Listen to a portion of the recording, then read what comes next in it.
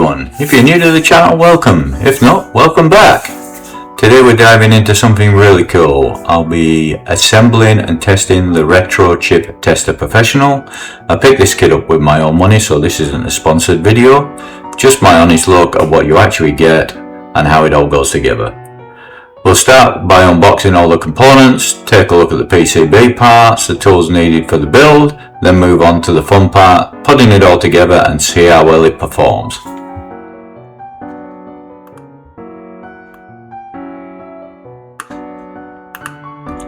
Alright, let's get this thing opened and see what we get inside. First up, some nice background information about the tester. One important point to note is that when you actually order these kits, there's two types. Firstly, there's the just the PCB, and then you order the individual components yourself. The second part, which is the kit I've got here, is a full kit, but neither of these kits actually come with the manuals. You actually have to download and print these yourself. There's two components to it. There's the assembly manual and the actual operating manual as well.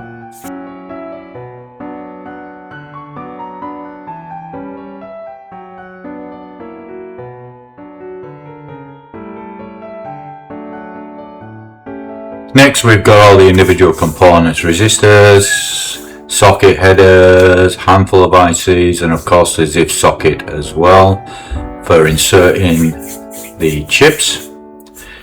Everything is neatly packed and clearly labelled, which should make assembly a lot easier.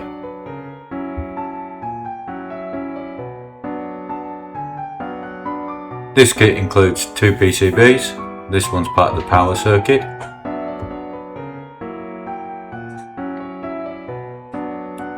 And the main PCB, which already has a number of components pre-installed, but more importantly, each component position is very clearly labelled, which will make assembly much easier. Well, you could probably put this kit together using the labels on the PCBs and the labels on the bags. I think it's really important to emphasize that you really do need to read through the assembly manual to ensure that you understand how it goes together properly. Well, that's enough preamble, I think. So let's start putting this together. First things first, I better read through the manual. Much later.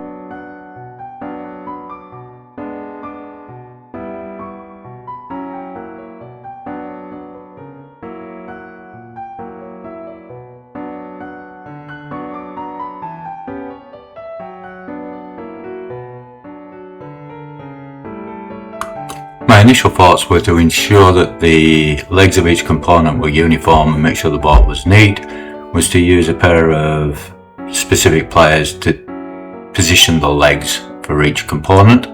However, after playing with this idea, I realised it wasn't going to work. So what you're seeing here is me playing with this idea until I came to the conclusion that I was being an idiot.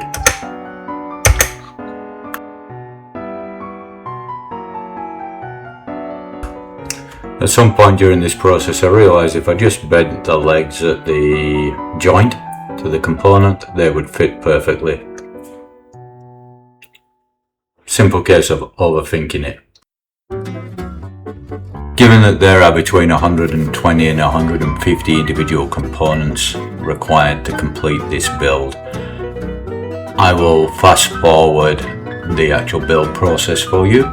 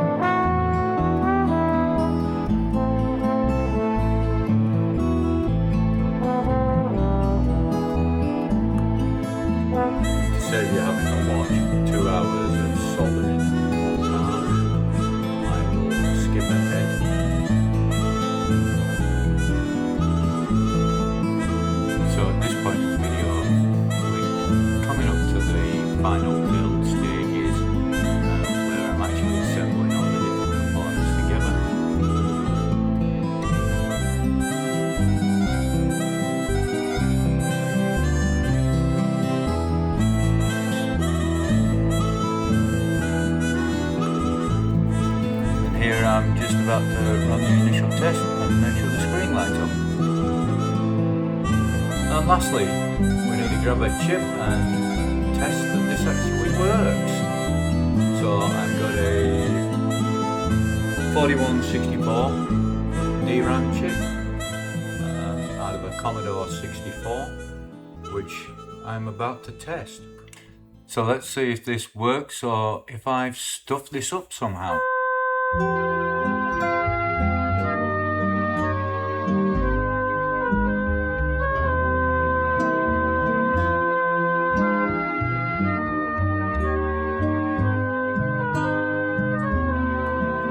The tester runs through a number of different tests to ensure that the chip is good. I will speed this up a little bit because it does take a little bit of time to do this.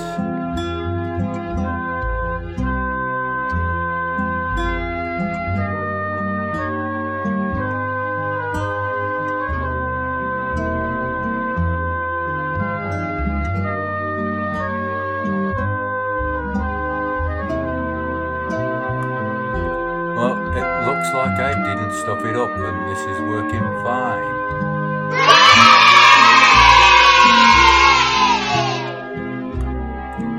So, what are my thoughts? Well, this device is not cheap. It's a long build, although a very simple build. The instructions are clear, the board is well labelled, and the device works perfectly. Do I think it has value? I think if you're into building retro computers, absolutely. So, with that, thank you for watching, and I hope you enjoyed the show, and I will see you on the next one. Please feel free to like and subscribe, and by all means post comments on anything you think I could have done better. Thank you.